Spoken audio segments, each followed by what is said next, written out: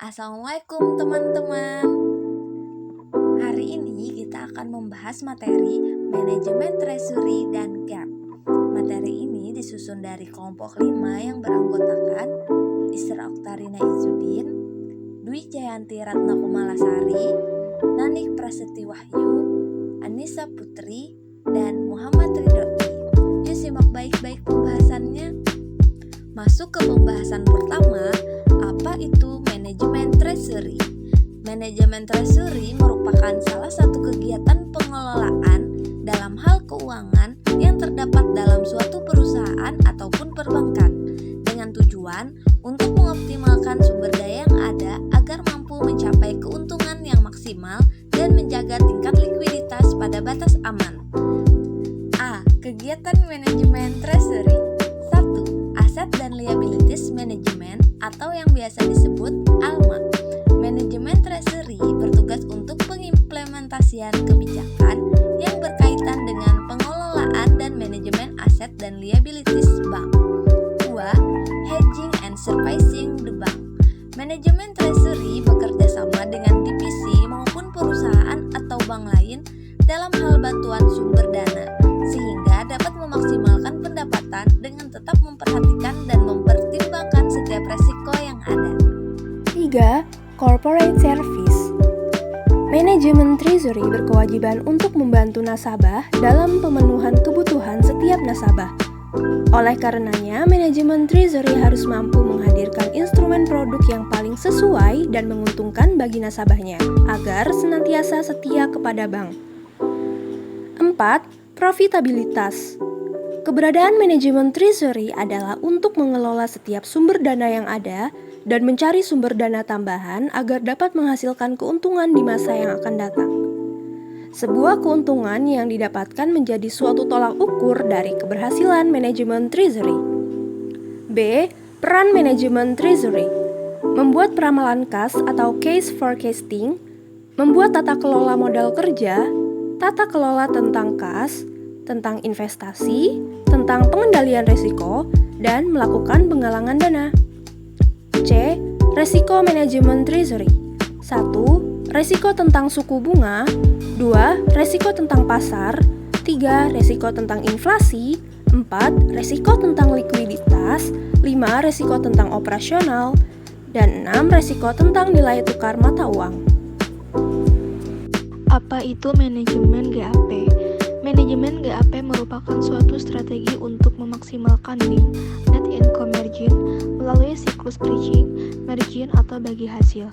Manajemen GAP adalah upaya untuk mengatasi perbedaan antara aset sensitif terhadap bunga, rate sensitive asset atau RSA, dan pasiva yang sensitif terhadap bunga, rate sensitive liabilities atau RSL. Usaha untuk menghindari atau mempersempit GAP. 1. Duration analysis, yaitu melakukan analisis terhadap periode jangka waktu antara rate sensitive asset dengan rate sensitive liabilities atau RSA dan RSL itu dihitung pada periode dan jangka waktu yang sama. Hal ini dilakukan dengan tujuan untuk mempersempit GAP. 2. Melakukan transaksi lindung nilai hedging antara lain A. Dengan transaksi interest rate swap. Interest rate swap adalah kontrak antara dua pihak untuk mempertukarkan hak atas dana yang memiliki tingkat bunga atau dasar perhitungan bunga yang berbeda dalam jumlah pokok dana yang sama, waktu yang disepakati, dan balas jasa swap income yang disepakati. B. Transaksi option. Transaksi option adalah transaksi didasari suatu perjanjian yang memberikan hak bukan kewajiban kepada pembeli untuk membeli call option atau menjual put option suatu falas tertentu dengan harga tertentu pada tanggal berakhirnya perjanjian atau tanggal tertentu dalam periode perjanjian transaksi. C. Transaksi future financial market atau kontrak berjangka. Transaksi future financial market merupakan suatu kontrak standar yang diperdagangkan pada bursa berjangka untuk membeli ataupun menjual aset acuan dari instrumen keuangan pada suatu tanggal di masa yang akan datang dengan harga tertentu. D. Transaksi forward dengan menggunakan future rate agreement. Forward rate agreement adalah suatu kontrak di mana dan counterparty atau peserta setuju dengan suku bunga yang akan dibayarkan pada jangka waktu tertentu di masa yang akan datang. Pada dasarnya, tidak terjadi nominal deposito namun dilakukan pembayaran secara tunai apabila perbedaan antara tingkat bunga di pasar dan tingkat bunga yang telah disepakati dalam kontrak. Selanjutnya, posisi gap. Gap terbagi dalam 3 posisi, yaitu yang pertama, posisi zero gap.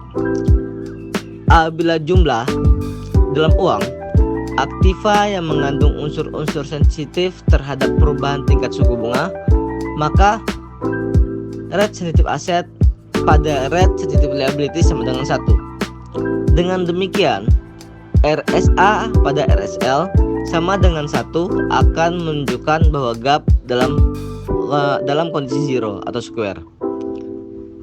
Yang kedua, posisi positif gap. Apabila jumlah aktiva sensitif terhadap perubahan tingkat suku bunga lebih besar dari jumlah pasifa yang sensitif terhadap perubahan tingkat suku bunga, maka rate sensitive asset pada rate sensitive liabilities lebih besar dari 1. Dengan demikian, RSA dibagi RSL akan lebih besar dari 1. Ini berarti bahwa posisi gap dalam kondisi yang positif. Yang terakhir, negative gap position. Apabila jumlah yang sensitif terhadap perubahan tingkat bunga lebih kecil daripada jumlah pasifa yang sensitif terhadap perubahan suku bunga, maka rate sensitive asset pada rate sensitive liabilities lebih kecil dari 1. Dengan demikian, RSA pada RSL akan lebih kecil dari 1. Ini berarti posisi gap dalam kondisi yang negatif. Sekian materi dari kami. Terima kasih untuk teman-teman semua yang telah menyaksikan video ini dari awal sampai akhir. Wassalamualaikum warahmatullahi wabarakatuh.